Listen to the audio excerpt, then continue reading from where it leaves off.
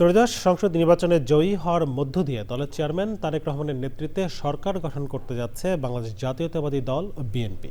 নতুন এই সরকারকে অভিনন্দন জানিয়ে সরকারের কাছে প্রত্যাশার কথা জানিয়েছেন যুক্তরাষ্ট্রের প্রবাসী বাংলাদেশিরা। নিউ জার্সি থেকে আরও জানাচ্ছেন সুব্রত চৌধুরী। প্রতি বছর বৈদেশিক মুদ্রা পাঠিয়ে প্রবাসীরা দেশের অর্থনীতিতে গুরুত্বপূর্ণ ভূমিকা রাখছেন। তাই নির্বাচনে বিজয়ী নতুন সরকারের কাছে প্রবাসীদের প্রত্যাশা নতুন সরকার যেন প্রবাসী বান্ধব সরকার হয়।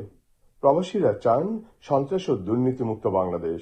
এছাড়া জানমালের নিরাপত্তা নিশ্চিত করা সহ রেমিটেন্স যোদ্ধারা যেন দেশে পর্যাপ্ত নিরাপত্তা পান এবং এয়ারপোর্টে যেন হয়রানির শিকার না হন, এমনও প্রত্যাশা প্রবাসীদের।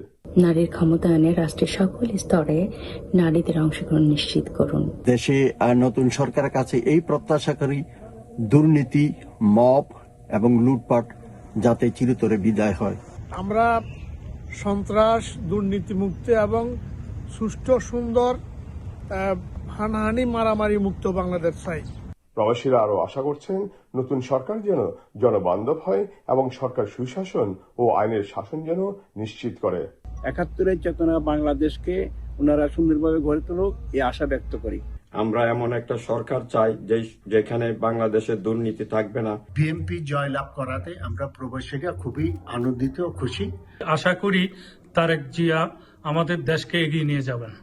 প্রবাসীরা মনে করেন নবনির্বাচিত সরকার যদি প্রবাসীদের সমস্যা ও প্রত্যাশার বিষয়গুলির প্রতি গুরুত্ব দেন, তাহলে রাষ্ট্র ও প্রবাসীদের মধ্যে আস্থার সম্পর্ক আরো বেশি মজবুত হবে।